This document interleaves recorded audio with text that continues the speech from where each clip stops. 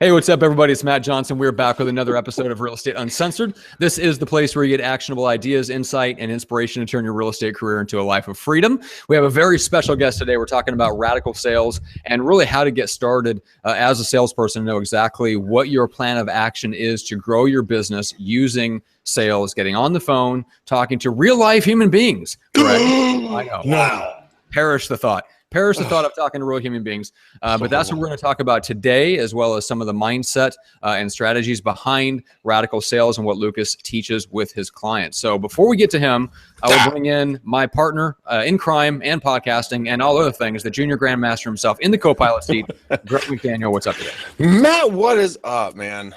What?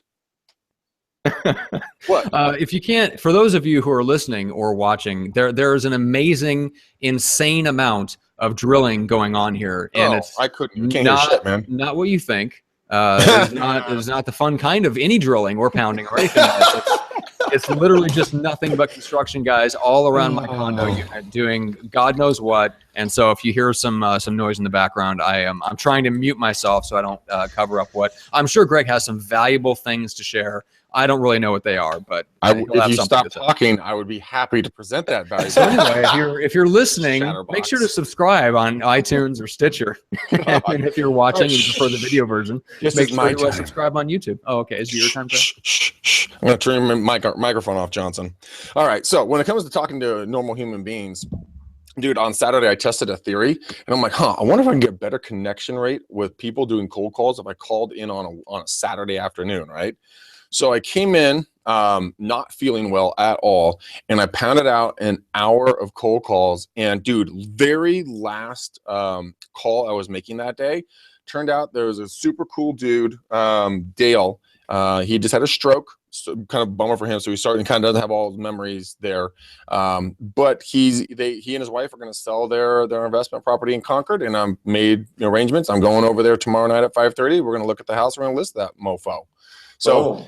Nice. Doing cold calls, people, even on a Saturday or a Sunday, or we just make grind. If I could say, hey, look, go do, and I only did 182 phone calls. Usually I'm about 250 on my averages. So it was a good day, man. I got my ass handed to me 99% of the time, but at least the last one paid off. So you guys it's always how it works. Lucas, I'm sure you experience this yourself. Like, it's always that last one, that last door, that last call, that last letter, that last person that comes through the open house that you're like, please don't come in, please don't come. Hi, welcome. Yes, of course you can come and see it. No, it doesn't bother me that it's 4:05 right now. No, my life totally could be put on pause for yours, you son of a bitch. And then they come through and they're like, oh, we love it, honey. And then they buy it. And you're like, okay, totally worth it. All right, I'll stop talking shit. So I did my hour calls. True that.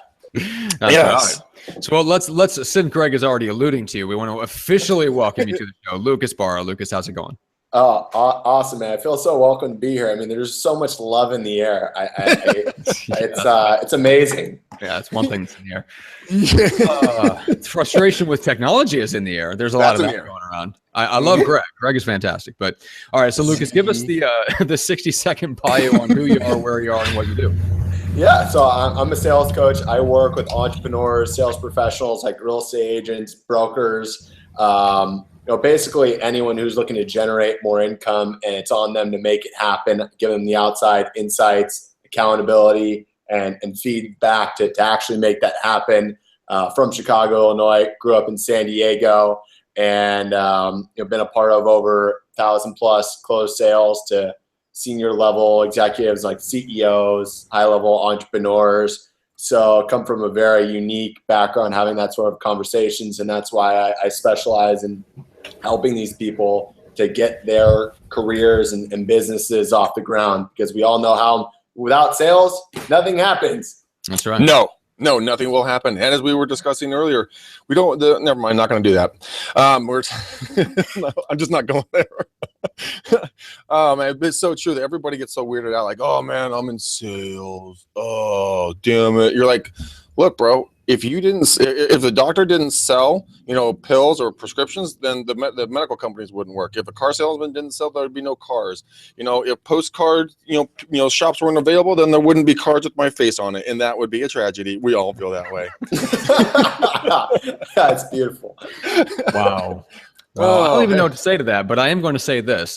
We have a question that I want to take real quick. Yeah, that's with the gold jacket. Greg's just been waiting to pull that out, huh? I had.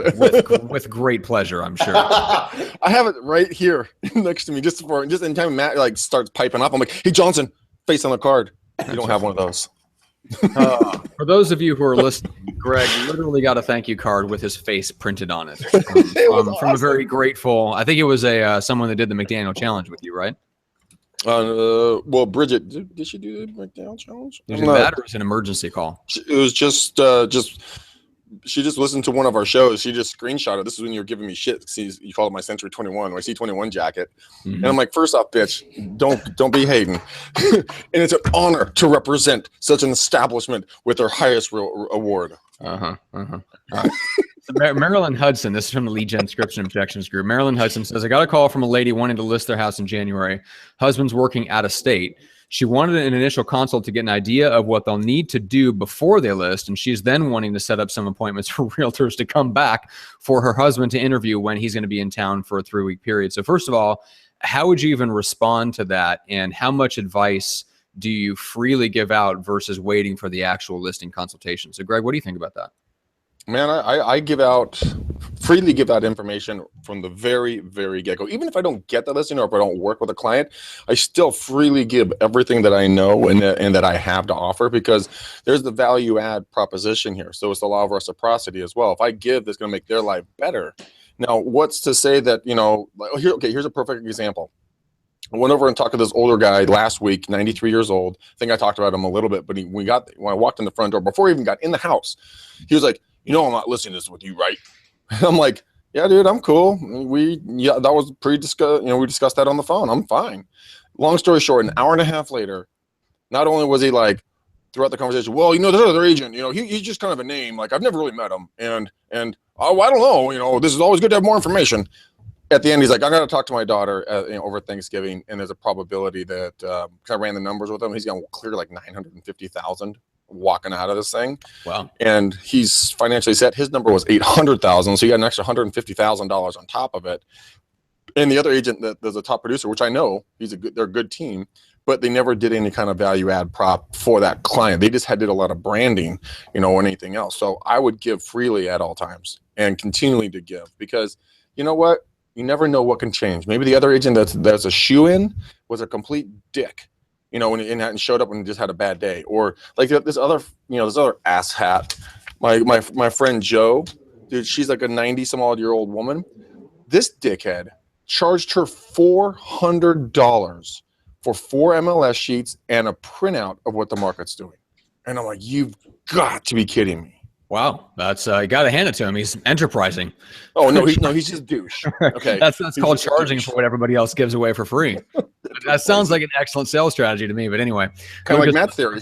Yeah, let's turn to you, Lucas. So what's your feeling on that? I mean, I know this is a little bit real estate specific, but let's just go a little bit higher level and talk about the philosophy of, do you pretty much give all the information away outside of an official like sales presentation where they're prepared to make a decision at the end? No, well, I kind of come from the opposite. So I definitely give a little bit, but I also like to kind of make them understand that when they are going to have a consultation with me, that's really the opportunity where they can learn more about how this particular situation can benefit them. Because in my world, and sometimes in real estate too, if you give away too much, then sometimes someone may not take advantage of the opportunity to actually talk to you. So, I would say in this circumstance, give it away, but be careful about what you give away, because I think that if you give away enough and then say, well, here's initially what I would think, and it's also going to be more valuable for you if we hop on the phone or whatever that next step is for them and actually have a conversation about what makes sense for both sides, I think that's a win-win. Yeah, no. So what I'm saying is, I'm not going to go in there and give them a price right off the bat. Right. But I will, because I can't. I physically can't. I cannot give a value on something that I've never seen before. Agents that say they can do that, they're full of shit. Okay, you can't. It's like you can't date a girl you've never seen. Well, if you do, you're an idiot. And I was going to say that exists, Greg. It's called a mail order bride. And the chicks are always hot, though. Okay, sure. But I mean, my point is that Said Greg to our increasingly 99% male audience. that's why they love us, man. No, everybody loves us because I hate on everybody. I give what I can up front, because if I can show more value to that homeowner, then Matt Johnson, Dildo Baggins, aficionado, real estate agent, West Century 21, so wishes he could rep the gold jacket. That, you know, if I can show more value than you, and you kind of know the neighborhoods, or this is your farm, but I can provide more value to you, why would you not want to work with me? And it's free information anyways. It's not like I have some state secret that I'm hiding behind a listing contract. Look, it's the same shit, just done different ways and different formats. So yeah, it's a mix. It's a balance. Yeah, I mean, I think agents get into trouble on two things: quoting the price or the price range before they get in, or talking about commission, which is essentially the price. It's another price conversation. They have those conversations over the phone where you should not be having them. And Aaron has some great scripts for correcting that. I mean, he's amazing when it comes to, in a humorous way, essentially deflecting that question, refusing to answer it in a funny way, which he's found to be most effective. So we'll be going on over that tomorrow on the Expired Mastery program with him. But yeah, that was Greg, I like your approach in the sense that you give enough information to blow the other agents away in terms of value without shooting yourself in the foot and giving them the wrong type of information over the phone, that you really need to be there in person. The other part of this question that I want to get to is another big debate, which is, do you go on a listing presentation when you know both decision makers aren't going to be there? And Greg, I would have to say your feeling is probably the opposite here too.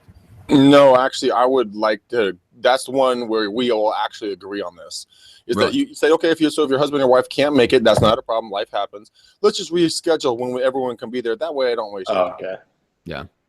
Yeah, I agree with that. Yeah. So in other words, you'd say, hey, look, let me send you some information, but I really can't give you like an actual price evaluation over the phone because I haven't seen your home. I don't know what the opportunities, the updates are. So when your husband is in town during that 3-week period, I would love to meet with both of you. And then I can give you a better idea of what I think the home will sell for, what we should list it for, and then we'll talk about our marketing strategy and whether we should work together.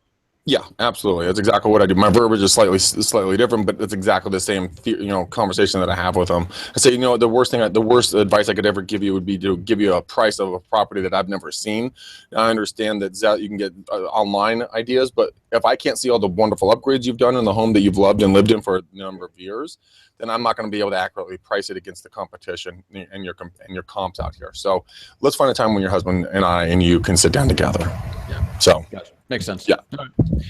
Cool. Okay. So Lucas, let's get into your story a little bit. Give us a sense of your background and kind of where you're coming from. You're obviously selling services and programs to really, really high end people. So what was that environment where you were selling, and what were some of the lessons you took away from that? Yeah, so I mean, the environment was I was selling advisory group services to high-level CEOs and business owners, so always having to be on point in every conversation because every little thing is examined, and you have to always be gearing the conversation towards helping them understand how you can benefit them and their business, and also helping them to see eye to eye with you, which is something that a lot of agents also have some challenges with, because sometimes their buyers may not see eye to eye with them because they can be seen as like the car salesman. So really learning how to position that effectively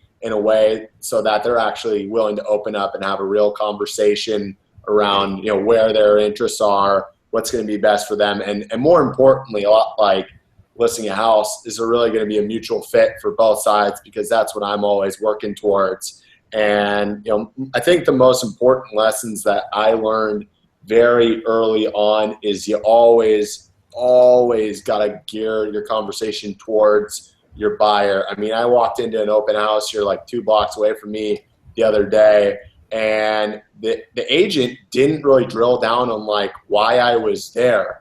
And had she known I was just a looky-loo, I mean, she could have probably got me out of there. But she gave me, half an hour, 45-minute tour. Honestly, wasted her time probably. I mean, it was a Saturday, and she probably didn't have a ton of people. But She was just glad to see you, man. She's bored shitless. Yeah. She's not human. She's just like, she's giving the presentation more towards, like, oh, here's the single loft upstairs because I'm a young guy. But, I was like, you haven't really asked me what my needs are. So that's one of the greatest lessons I've learned from that. You could have had a Russian bride with like 3 kids coming in. Who knows? She didn't even know. A mail order bride. She's right. From Russia with love. That's right. Good movie also. Right. And, Nice.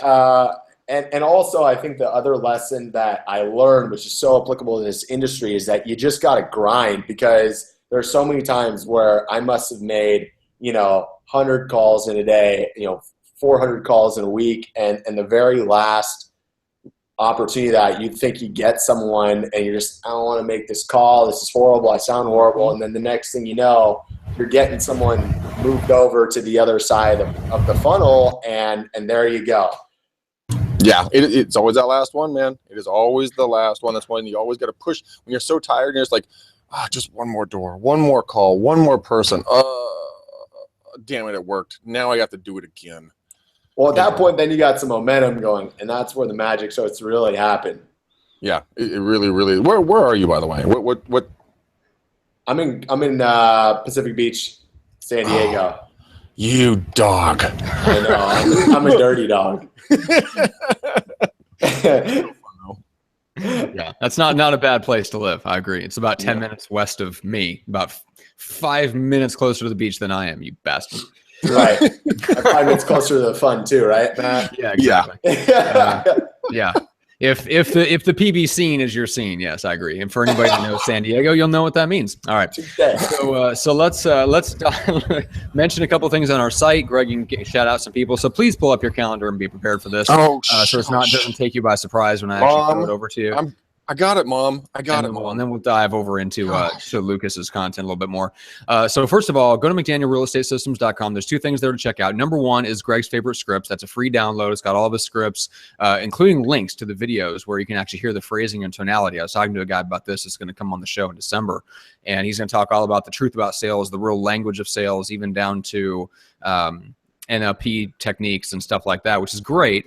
But even he is like, yeah, it's not about the scripts. It's about the tone. Like, and 90% of it is the tone of your voice, the confidence, the self-assuredness behind it, and all that stuff. And that's really what it takes to master those scripts. So get the download, look at the scripts, and more importantly, watch the videos and imitate the tonality. And that's where you'll find them the most effective. But second thing to check out is the high-touch real estate farming. It's the full video course where I basically sat Greg down for many hours, many hours, and I cracked his head open like a ripe honeydew melon, and I scraped out all the insides, and we got it together onto an 8.5-hour video training course all about geo-farming, demographic farming, cold, warm, and hot outbound prospecting, events, and how to really use Zillow. And there's just an ungodly amount of stuff in there. That's $99, so check that out.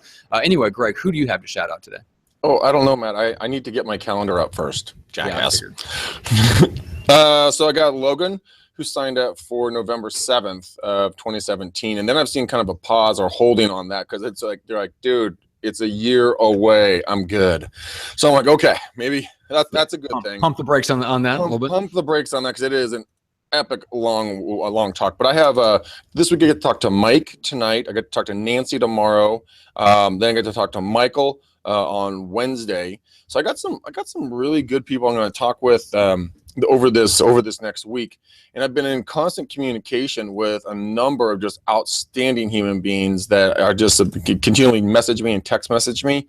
Frank Spalding, dude, you big pimp. He's really helping us out, Matt. I'll talk to you later about what he's doing.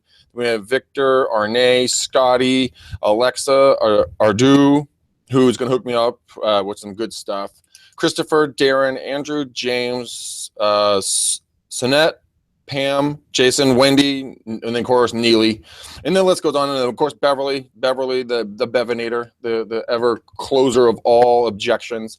So you guys, hey, I'm blessed. We'll talk about the McDaniel Challenge near the end of the show, but it's an hour to 2 hours of free coaching that I give you. It is a year out in advance because of the overwhelming demand, but we'll talk about it then. Back to to Lucas, who is our star today.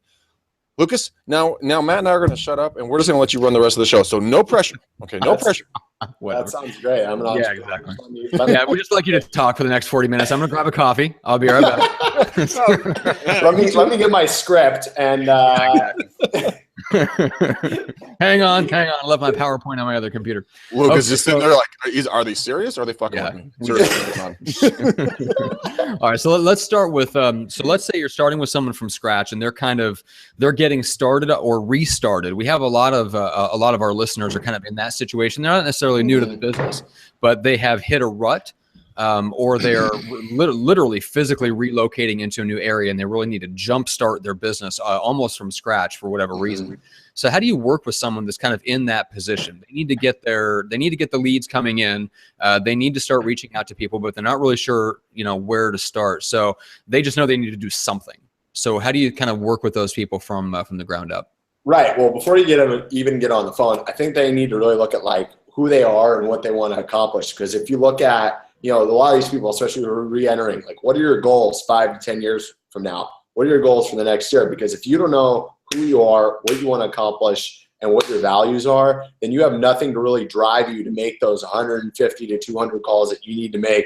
So for anyone who's listening, I'd ask yourself, what are those goals? Because whether it's you want to be financially free or you want to be able to travel all over the world or buy a nice house for your family, if you don't know those things and you have nothing to drive you to get up in the morning and to make those calls. So I would say start there. And then the next component of that is setting goals that are slanted towards accomplishing those things from a yearly perspective, monthly perspective, weekly and daily, and literally blocking that out and knocking that out like a all day session if you need to, so that you can go into your next day and actually start accomplishing those goals. And the next part of that is mindset, because you need to have the mindset piece of this right. And this ties back to the goals piece of it, because if you have your goals and you have a mindset that is empowering, then I'm always going to work with someone because I want to understand where their mindset is at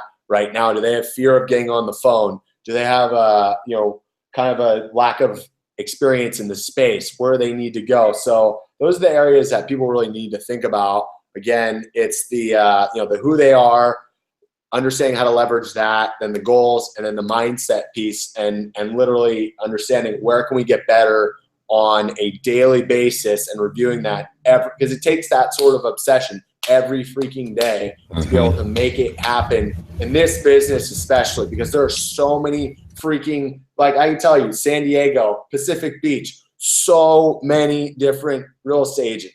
What makes you stand out? I'm Greg McDaniel. That's it. That's all you know. Yes, that's the tonality thing that Matt was talking about. That was it, Greg. That was beautiful. That's how you do it. I'm Greg McDaniel. That's why. What up, bitch? Yeah. No, but you, Lucas, you're like a brother that I never knew I had, man. And what the words coming out of your mouth is exactly what I go over with the people that I train, here at J Rockcliffe. We were going over today, actually. Set up your goals. If I could tell you, I will give you a 95% chance of success. It's 100% free. Would you be willing to take it? If you take one action every single day that's free, would you do it? Hell yeah. Sadly, only 3 to 5% of people ever will, and it's writing your goals down and reviewing them daily. 95% success rate, but 3 to 5% of the population will only do it. Most of them will sit down and write them down, and they'll be, oh yeah, I have those. I did them like 2 years ago. It's like, dude, no, you're doing it wrong. Your subconscious and conscious minds are completely out of whack. Your subconscious, which is your driver, doesn't know what your conscious mind really wants. Therefore, you get frustrated and you don't get where you want to go because you don't review it and you don't make it part of your daily routine. Don't get me going on this. But it's the most important thing. Without goals and knowing where you want to go, you're a ship without a rudder or a captain in full gear. You're going to crash into shit, but you're not going to get where you want to go. End of story. Yeah, no, totally agree with you, man. Yeah, it's like, it's a really good analogy, and I forget who said this, but if you don't know exactly where you're going, you're like what was that? A plane that's flying, but you're not quite sure where you're going to land. You're just going. You're getting somewhere quickly, but you're not really sure where you're actually going to circles. End up at. Yeah, circles. You're essentially just flying in circles. Okay. So you start with kind of who you are. And I Mhm. love what you said, Lucas, down there towards the end, which was, can you answer the question, what makes you different or better than somebody else? Because I think that's what secretly kind of erodes people's confidence. And we talk about like call reluctance and being afraid to get on the phone, being afraid to get in front of a prospect and talk to them. To me, that's a big source of that, is agents' refusal to deal with that question.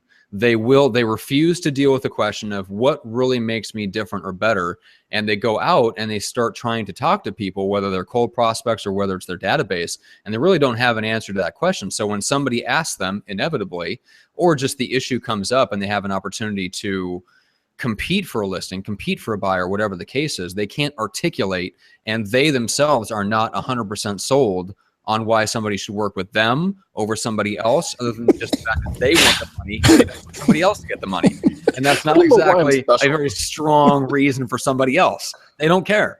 Oh, that's funny. Well, That's I mean, funny here's shit. the thing. Like, it's the lack of total commitment that's missing. I mean, when you come down to it, you look at a market like agents, it's such like a hot and sexy thing, right? Because people get in it because there's good money, and, you know, they'll stick in it for, it's a lot like entrepreneurship right now. People stick in it for 2 or 3 years and they really never make any progress. And this comes down to like the long-term goals, because if you're not all in, you're not going to get what people who get all in get.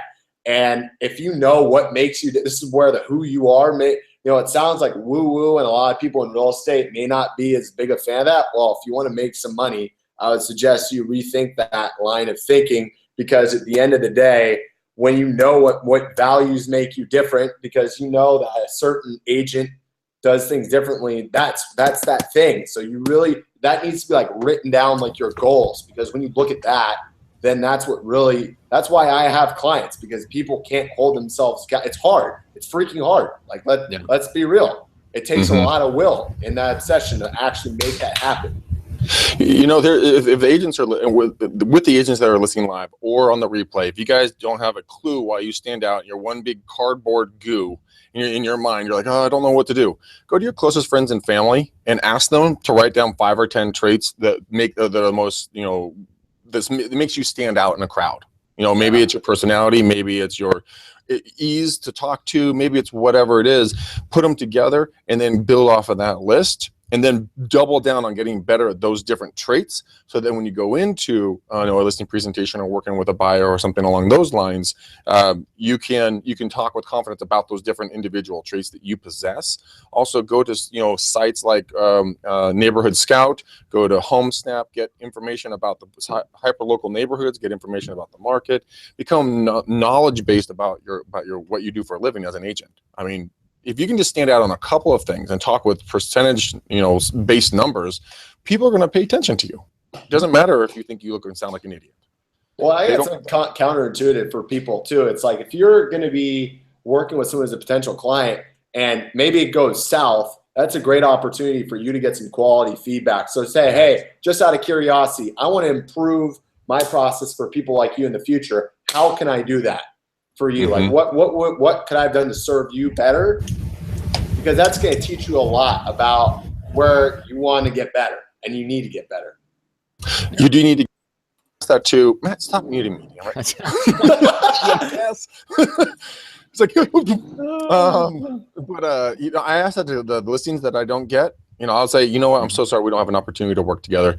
What was it that I did not provide, and what did the other agent provide in ample quantity that did win the listing? What did I do wrong? I checked this out. I learned I lost a listing, and I thought I was totally, I nailed it, except for one aspect that they didn't ask me about, and they made an assumption on. And I said, look, our team's going to do this, our team's going to do that. They made the assumption that my team, I was just going to be the front person, and then I would just step away, and they'd never see me again. I'm like, no, I'm the lead agent on this. I'll be right by your side the entire time. We have our support staff there that's going to be with you too, but I'm going to be with you the whole way. And you should have heard how sheepish they were. They're like, oh, that's a bummer. And I'm like, yeah, it is a bummer. That sucks. But when you guys are doing cold calls, if you're new and you're just like, oh shit, I don't have any deals, I haven't got any listing appointments, do cold calls or do door knocks. And your last question is this: hey, Lucas, hey, thanks so much for spending some time with me today on the phone. I'm going to ask you one question, and I'm always trying to make my career better, my craft better. What were the attributes and aspects that you liked the most about the agent that you last used? Then you can start building up a whole line of what they're doing. So you can start saying, oh, friends or family or this or that or whatever it is. Then you can be, okay, now I need to work on these areas. It's very effective and it breaks the ice. And we'll get into prospecting later, but that is just one question I do to just understand why people are using people they're using. And so a lot of times it's relationships, guys, referrals. Yeah, have the courage to make the ask, though, because I know that's something that holds a lot of people back. You don't want that feedback, but that's the only way that you're going to get better, baby. Yeah, you're not going to get better by doing the same thing because you obviously fucked up somewhere. Right. So let's figure out where you stepped in a big pile of you know what. Well, and can I offer a suggestion that I've yelled at you many times, Greg, about this, and I'll yell at you again about it. Because I was talking to Frank about this yesterday from Viral Marketing, and one of the things that they've been really working on over the past 3 months is regular, structured, scheduled communication with clients. Well, we do that over and over. No, you don't. Yes, I do. And that's the problem because you wouldn't have lost that listing if you made that clear. Because what they thought is that they were going to communicate with your staff and not you, because you didn't make it clear in the listing presentation what your communication schedule is, whatever that is. Because you don't do like the Tuesday sellers update where they hear from you, they don't know exactly who they're going to hear from. And when you say team, they assumed that means everybody but Greg.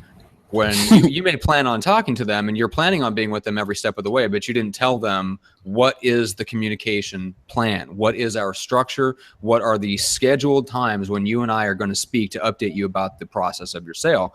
And that's something that Viral Marketing has learned the hard way. Over 450 clients dealing mostly with real estate agents is everybody needs that. They want that comfort and they want the security of knowing we are going to talk every week at this time. We may talk on top of that, but I know that I'm going to talk to this person at this time on this week. Oh, stop making sense.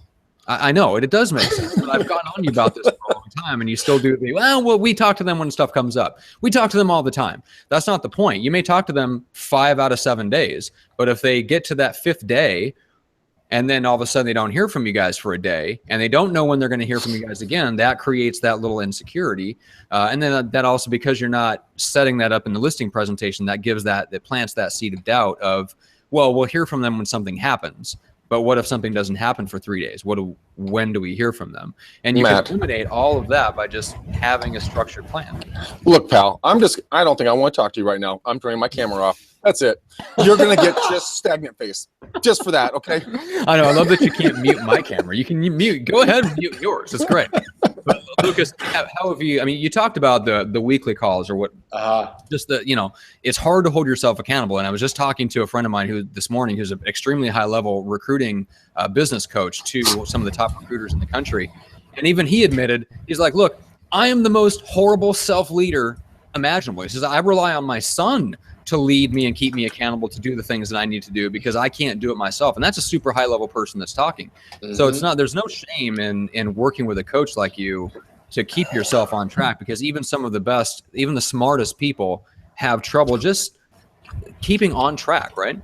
Well, that's the first step. You got to be willing to see that, because I think a lot of the successful people that we know are the ones who are open to feedback and are willing to consistently grow. Because if you just stay in your silo and you're never paying attention to where you can improve, then how are you going to improve? Maybe by happenstance, your boss finally nips at you enough to a point where you have to improve. But at the end of the day, what's really going to separate you from people is when you're doing stuff outside of what is normally expected. And that's where coaches come in, is to create results that no one else imagines possible. And if you're not able to get that, then you're screwed.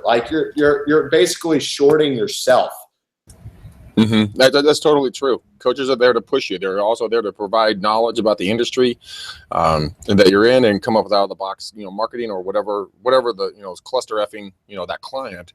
And I think it's very important. All the high level, anybody that is uber successful has not just one coach. They have several coaches on multiple different aspects of their life. It is not a shameful thing to have a coach. It is a brilliant thing, and it's an investment in yourself moreover than, buying the next best, self-help book. Go talk to someone who actually knows what they're doing and does it on a daily basis. Yeah. Well, right. And even if you can't afford the investment, it's also, get some friends who are going to hold you. Like, this is where surrounding yourself with quality people matters. Like, get some friends who are going to hold you accountable, like really give you crap if you're not doing what you say you're going to do. And even your family, like, get ask for accountability, because you need that. We're just not capable of it without, some sort of structure. You need structure to be able to have accountability in your life. Otherwise, it just, goes out into the galaxy, because you're one person. There's only so much you can do. Very true, but there's a difference there. And Lucas, I want to cover that really, really quickly. Don't go find your yes men or your yes women. You have your inner circle and you have your outer circle. Your outer circle are the people that are going to kick you in the nuts if you fuck up. The yes men are like, oh no, it's okay. You're okay. You do it tomorrow. Oh no, you look great. Oh no, you sound wonderful.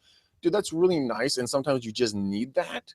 But you also have to have the hard hitting people that are just be like, bro, you are massively dropping the ball. Like, I don't know what you're doing with your day, but you are massively screwing up. Like, I had a friend of mine, when I came back from college, I was super fat and hairy. Don't make any jokes, Matt. I'm like, shut up. I don't need to. You freely admit that, so I don't have to bring any pictures up from that particular point in your life. So my friend Sarah, she's one of those just pointing at people, and she just turns around and goes, "Damn, Greg, you got fat." I'm like, oh. But she kicked me so hard that my chubby butt jiggled to the gym every single day from that point forward. It's something that you need those. Lucas, wouldn't you agree? I mean, you need to have that outer ring of people that are not afraid to tell you the hard truth. Well, yeah, absolutely. I mean, I'm great. I mean, one of my roommates here is very much like that, and she always gives me that, and I always feel that, because I know it's coming. And I'm just like I'm a coach, like I'm supposed to be able to deal with this, but you need that. Like, you absolutely, the yes men it's not valuable, because you can't get a real opinion out of that. So I think you're a great point. You need to be selective about the people that are in that position for you, if it's not a coach. Yeah, and you need that person. I was talking to Frank about this the other day. He's like, when you're running a small business, especially if you're like a solopreneur, it's like one of the things that you lack is that person that can say, hey, you're doing a great job. And not a yes man, but someone that will tell you the truth. And when they tell you the truth, they tell you from both sides, which is, hey, you're fucking up, but also, hey, you did a great job. Like, this is really good. Like, you should be proud of yourself for this. Did you just cuss? Yes, I did, Greg. I think you cussed. Oh, so happy for you. There you go. Oh, fantastic. I'm so glad that you're happy, Greg. I am. Oh, this is good. This is a good day. I'm glad that I can bring you joy today. But it means more. It's like you talked about, Greg. Sometimes you need that group of yes people, and that's fine. There's always people in your life that are going to support you unconditionally. Hopefully, your spouse is one of them, because they should be kind of in that inner circle of people who support you unconditionally. Occasionally, they'll need to kick your butt, but for the most part, you should get unquestioned support. But yeah, then you need that person that's just honest. And when you're doing great, they'll tell you, and when you're not, they'll tell you just as much, because you need both sides of it. Yeah, without a doubt. And if you think that, oh, well, you know what? No, my wife or my husband, they always tell me the truth. Bullshit. Do not try to use them as one of your in or outer circle, people. Look, relationships got enough stress. All right. Let that play in another time. But anyways, I talk too much, Matt. Matt, let's move forward with this podcast, please. Well, Lucas, how do you kind of get a gauge when you there it is, Matt. That's a motorcycle out by me. Is it really? Oh, that's someone just wham. Man alive. Yeah, that's like if somebody's like running motocross in your backyard. Yeah. Holy smokes. That's awesome. All right, so when you're taking someone through, how are you gauging how committed they are to their own success? That's a great question. Great question. Based on their responses in terms of the verbiage that they use, because people who are committed say different things than people who aren't. So, for example, someone who wants to make more money will say, well, I know I need to make more phone calls and I need to go to more networking events, and I don't need to because I have my other areas that are working for me. Whereas a person who is actually committed at will say, I know I need to make more phone calls and I'm going to. That literal change in I'm going to versus I need to and I'm not really committed to it. I'm listening to that when I have someone who's on a consultation call for me, because that lets me know how committed that person is. Or I assign homework before a consultation call. Someone does the homework and is well prepared, then I know it's like an agent. If someone's well prepared, you know that you want them in your corner. And then as we're going through the relationship, if someone literally, the moment they stop paying me on time or they show up to a call late, I'm on them. And immediately, if they can't sense that, you can start to get a sense. Like the client we were talking about before I got on this call with you guys, basically he got to a point where we were going to have a session at 5:45 a.m. in the morning, and he texted me 10 minutes before. With something we always do because it jump starts his day. I love it. Highly recommend it. And also he texted me, he had owed me a payment, and I knew that there was a problem because he was a few days late on the payment. And then before the call, he said, hey, I need to push 10 minutes. And then I was like, oh boy. And then the next thing came, and he's like trying to call me from his Bluetooth, and we couldn't connect. So he's like, dude, we need to move the call. Blew him up with a text that basically just called him out. And so it's those little things that you can look for in people, especially if you're an agent, those words that kind of trigger like, well, I need to, and I'm not sure if I'm ready, or basically words that don't really show that you're invested in really doing something right now that make the biggest difference in terms of actual commitment. Yeah, that's totally true. I mean, there's so many, I call them ask holes, because all they do is ask, and then they're whole because they just, it goes into oblivion. Mm-hmm. And you're right, the small tweaks in the verbiage make the biggest distinction of what their mindset is really like. Are they really going to put in a lot of the grind? Like Midori, she's a new member of our team. She's not in here today, but I basically clamped on lead weights to her feet and then dropped her in the deep end of a pool in regards to, I gave her a script. We ran it a bunch of times. I put her on the dialer, sat for an hour with her. And then I'm like, okay, I'm going to walk away for the next 45 minutes to an hour. And I'm going to be in this office. I'm going to see if she's going to try to swim. And that kind of determination, I found that, like, look, she sat there, she grinded it out, and she's starting to make some good progress. But the people who are just like, well, I'm going to try to do the calls, and I know I should go door knocking, but my big pinky toe kind of hurts a little bit, so I don't really want to walk. It's like, dude, no, you're a waste. Go away. I got to spend time with other people who actually want to do the business. But once you make that decision, Lucas, what is your next step? Do you fire a warning shot over their bow, kind of wake them up, like, hey, pay attention. We're still here. We're still working together, and then let them go, or what do you do to wake them up? Yeah. I mean, I fire a warning shot, and then I kind of see how they react to it. Like the client handled it really well, and then in another situation where I fired a warning shot, and then I had a follow-up session, I basically found the client and not did what I said. And you have a come to Jesus talk with them about, are you really serious about this? Because I don't care if you're paying me. Like, if you're not serious, I don't want to waste your time or my time with working together. And eventually we just decided that we weren't a right fit because that individual was not committed to really doing the actions that take place. And the things that you see is that they weren't doing the homework. They weren't doing the dials. I mean, all these things show up. Like you can't fake it. Because you don't show up on the phone, the numbers don't show up. Like eventually someone's going to notice and you're going to be found out. So you have to basically make sure that all is in place. Yeah. And you know what? Sometimes people just aren't ready for the coaching, to be honest with you, because they're not willing to be honest with themselves about their commitment level. When I coach people, I ask them in the very, very beginning, I'm like, what is your why? What is that that deep rooted reason why you're going to get up on Tuesday morning after you got kicked in the nuts on Monday because a client walked away from you and you lost the listing and you didn't get a buyer into a house? Why are you going to get showered up and cleaned up and go back into the office? What's that driver? Exactly. Oh, I like pretty houses. I'm going to go show houses. I like to dress up. I like to go. It's like, dude, that's not a fucking why. That's a symptom of a why. That's you're giving me what you like to do. It's what's your driver? Yeah, it's And interested, not committed. Exactly. It's like what we Yeah. were talking about earlier. That commitment piece is so important. yeah, Tom Ferry. I mean, when I was down at his, he had one saying in 2013, the last time I was at his event, and I loved it, and so I use it on myself all the time. Are you interested or are you committed? Are you interested or are you committed? Like right now, I'm trying to lose like a pesky like 5 or 7 vanity pounds is driving me nuts, and I ask myself every morning, am I interested or am I committed to get my ass out of the bed? And in some mornings, like this morning, I said, I'm just interested.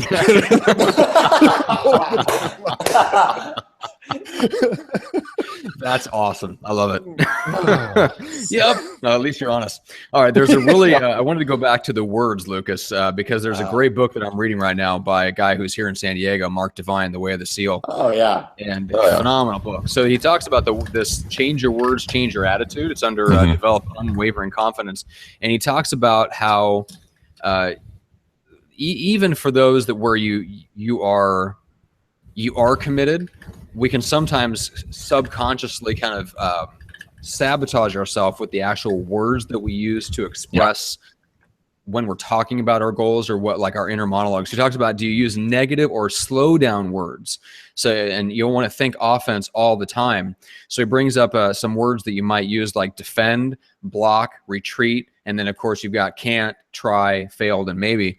But he talks about how to replace each of those words with a corresponding, more of a powerful, offensive-oriented word like attack, strike, pounce, I will instead of I can't, I will, I do instead of try, instead of failed, which is a really good one. He says learned, replace failed with learned, and then changing maybe to definitely. And that's something that I've had to, and I've tried and not done the best job of this, but I've tried to explain that to like the part-time staff that works for me, because I think and we all start out with this way. We tend to we want to hedge our bets, right? So we want to go, well, yeah, I'll try. Like, maybe I'll get that done by tomorrow. Whereas a successful person will say, I will do that. It will be done by end of day today, or it'll be done by end of day tomorrow. Whatever that is, they find where that thing is that they can commit to, and then they just commit to it.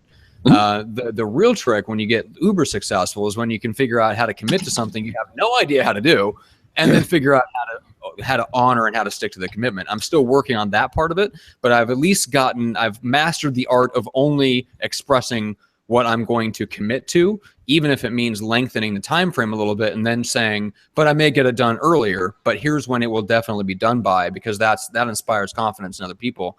And Lucas, you've dealt with enough high-level people to know if you say maybe once, that might be it for you. Yeah, like any hesitation in what you're going to be saying, and you could be losing the deal there. So it's always like making that decision that you're just going to commit, right? And before you're even ready, just saying I'm in, right? Because there's so many things. Like even go to the freaking grocery store, you go maybe, instead of saying maybe, I'm going. Because it makes such a big difference, and especially when you're talking to high-level executives at the end of the conversation. And this is with agents too. You got to walk them through the process. Like they're leading people all day, and people are doing other stuff all day. So you have to basically lead them through that conversation, because they're expecting you to provide that framework, and you can't hesitate when you do that. So you got to think about that. When you're having a presentation with someone, is you're the one in charge of that. They're not expecting that from themselves. That's your responsibility as a salesperson, period. I completely agree with you. Yeah. There's one thing it's all about though. leadership in one form or another. The only question is what's the intent behind it? Do you have a product or service to sell, and then you're leading them to that, hopefully with honest intentions, but it's all leadership.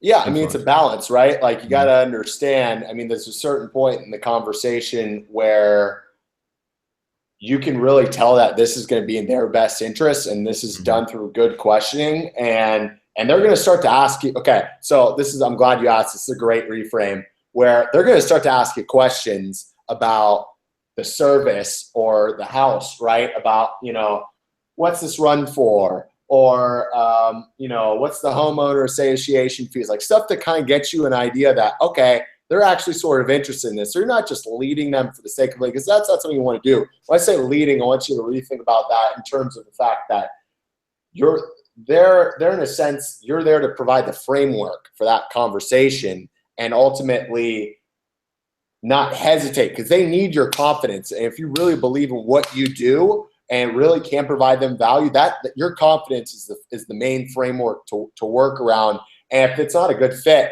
then hey, that's within the framework too. That's a different kind of leadership, and they're more inclined to work with you when they see that this sort of leading is really about understanding what's going to be best. So it's about that, how you set the framework and lead from there. Yeah, it comes back to tonality, like we were talking about before. You know, Right. people only know what you tell them. So if you tell them, intelligent things because you went out and self-educated, and you took control and you ran with the ball, then people are going to respect that more and more. I mean, I cannot tell you more times than not that when I've just owned the situation and the scenario that I'm in and just made it happen, and it doesn't have to be difficult, guys. Like the old saying is that he or she who asks the questions controls the conversation. So maybe you don't have a stinking idea what you're doing out there. You're floundering around, you're like a blind person in a dark room, and oh my God, you found a client. Now what, right? You just get there and start asking questions. Question, consistently ask questions, and the ultimate goal of where they want to go is going to come out. Well, you yeah. got to be confident in your questions. Well, that's a huge part of it, because sometimes you have to let that go a little bit. And this happens when you get some experience having these sorts of conversations, because kind of where the gist of the conversation has to happen, and you just let it develop as the questions within the framework to really see where it's going to go. Because once you've done it, this is where the repetition thing, once you've done it enough, you kind of know the framework that you've set up around it. Mm-hmm. 100%. Matt, with your expansion teams and everything that you guys are doing, are you guys working on something like this? I'm assuming you guys are, because Frank is like Mr. Systems, and this is what you do, the mindset, blah blah blah, the questionnaire and everything. What are you talking in terms of systems for what? No, the stuff that I'm doing with Jeff. Yeah, no. So what we're talking about here is like Lucas and I were talking about, like setting up that framework. I mean, are you teaching the agents how to set up a framework around every appointment that they're going into, so that they can repeat it every single time, and understand the certain scenario and situation that you're walking into? Well, yes, from the part of the expansion that we specialize in, which is the buyer lead generation conversion off of a Boomtown platform. Yeah, they're coached super in depth on how to have all of those lead follow-up conversations and then how to close a buyer. Yeah. Okay, so you are doing it. Okay, so yeah, you answer my question. Yeah. So, I mean, for our expansion teams, you talked about the accountability portion, Lucas. So, like, and what he's talking about is the stuff that I'm involved in with Jeff Cohn and Elite Real Estate Systems out of Omaha, where we're expanding with agents across the country. So, for the agents that we have that are not in the office, the success manager who oversees everyone, all the agents, has a weekly one-on-one with every agent that's in the office there in Omaha and every agent that's around the country or in any of the other offices or whatever, and does, goes through all of their prospecting numbers, right? So how many calls have you made? What's the lead status? Let's go into the back end of the Boomtown platform. Let's look at the disposition of every lead. Are they being categorized correctly? Are they all set up on smart drip campaigns? And are you actually reaching out and following up with them according to the time frame that they're telling you they're going to be ready in? And so, yeah, I mean, the whole thing is set up to where they're following up on the leads correctly. And then when they actually get someone that wants to do something, then you go in and help them have the best framework for closing that person into an actual buyer. That's interesting. Yeah.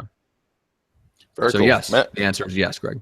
Okay, good. Very long, wordy answer. Well, good. Yeah, I mean, because it depends. You can't, like for us, like with our expansion teams, you have to start with one step at a time. And this goes back to the initial conversation when you talk to an agent for the first time. You really have to know and match up what they really want to do, because like for us, we have pretty much one, at least for now, we have one type of expansion plan, which is we help you generate buyer leads. You convert those buyer leads, and then that gives you, within 6 months, you'll have this steady pipeline of business. And over that time, then we can start working on other lead generation sources. Most agents have and all people are this way, but we all have kind of the shiny object syndrome, and agents are especially susceptible to it because real estate attracts more salespeople that are more people than systems people. And so they don't understand that, hey, converting buyers online takes about 6 to 8 to 10 months. So in that meantime, most people give up on it and look for something else to do, unfortunately, because sometimes they give up just as they're about to have the big payoff. And so we're trying to prevent that. Yeah, we're trying to prevent that, get them to hang in for the long run on one specific lead source. Let's master that before we start trying to do all this other stuff over here. So that's kind of the mentality that we take, rather than trying to get them mastered on 5 different ways to generate leads. Very good. Yeah, that's we good. were at bingo, my friend. We are at bingo. So Lucas, tell everyone how they can connect with you. Take a step towards you. Yeah, so they can email me, Lucas, Lucas at Radical, RIDICAL salescoaching.com, Lucas at radicalsalescoaching.com. Got a sweet little Facebook community that I'll share with these guys called the Radical Sales Community, where you can collaborate with other sales professionals and entrepreneurs to help you close more sales. And then on my site, which is www.schoolofdreams.co. Again, it's www.schoolofdreams.co. Cool. Awesome, man. Nice. Very, very, very cool. Yeah. Facebook groups, very, very good. We love the Lead Gen Scripts and Objections Facebook group. It has a specific purpose, which is the lead gen side of real estate. So if you're looking for more of an accountability community, Lucas's group might be great for that. I love just the entire concept of Facebook groups for accountability, especially now that Facebook has given us the ability to broadcast live into Facebook groups. So Lucas, you can have your people actually broadcast their prospecting sessions to hold each other accountable and get feedback from the group. So there's all kinds of possibilities like that. And one of the other cool things people can do is set up your own private Facebook group with 1 or 2 or 3 other accountability partners. And each of you broadcast your live prospecting sessions into that private Facebook group. And you just leave feedback for yourselves within kind of a private setting. So that's a great way to kind of develop a really small accountability or mastermind group with other people that are in the same spot as you, who are willing to give you feedback. So that's legit. Yeah. All right. So Greg, quickly, the McDaniel Challenge. It's a no. Damn it. Just hold on. All right, there it is. Hey guys. Okay. It's an hour to 2 hours of free coaching. That is going to be with me, Matt, not with Matt. Matt doesn't want to talk to you. We're not going to tell him, but I'm the one you want to talk to. He's shaking his head like, gosh damn it. But guys, anything that's stopping you, blocking you, hindering you from, whatever's getting in your way that's not getting you to what the level of success you want, guys.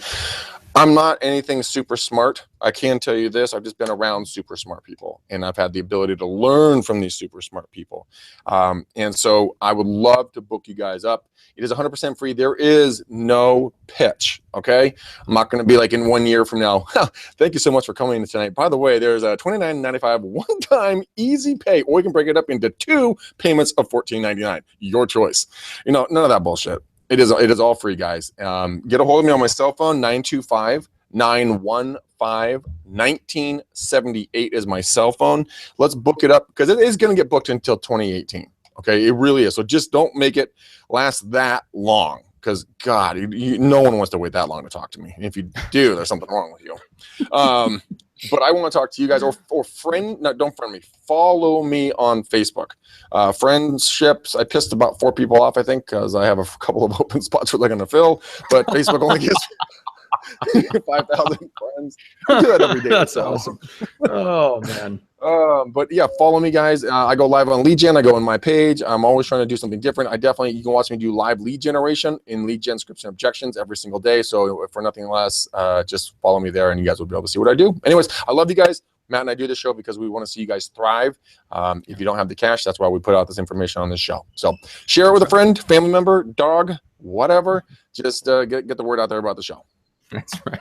Make sure to subscribe so you get the latest episodes either on YouTube, iTunes, or Stitcher. Remember to go to McDaniel Real Estate Systems and check out all the resources there, all the past episodes. You can binge watch us on YouTube if you want. You can do whatever you want. We're here to help. Reach out to us. Make sure that you send in your questions for future episodes. Message me. I am facebook.com/pursuingresults. Just PM me, and we'll make sure that we get your question answered on the next episode. And if you're not already a member because you're insane, go to the Lead Gen Scripts and Objections Facebook group. It is now 31,000 and some odd people. And so that is a great community of other agents that you need to interact with and get your questions answered. There's a lot of great content and live broadcasts from everyone from Aaron Wittenstein to Bev, the Bevinator, on buyer lead follow-up, and more to come. So there's a couple other people, as well as people just like you who are new and you can hear some of the newbies doing their prospecting live into the group on Facebook Live. So there's a lot of cool stuff coming to the group. So make sure that you're a part of it and you can see all the cool stuff that's coming. And then on the next episode, we've got Dustin Brome. We're talking about why you should be jumping on the Snapchat trend. This is going to be super interesting. Greg, do you know what Snapalytics is? No, but I have a feeling you're going to fill my brain with useless knowledge. We're going to talk about it on Wednesday. It's not going to be useless, but it's going to be good for you, the Snapchat fool, Greg. Yeah, no, my friend Sarah is a Snapchat fool, which I'm actually bringing her on the show that I do by myself into the group of talking about Instagram and everything else and how that can correlate together. But I cannot wait to learn more about Snapchat, Matt. You've made my day today. Good. That'll be on Wednesday, guys. We'll see you then. Thanks so much. Bye, guys.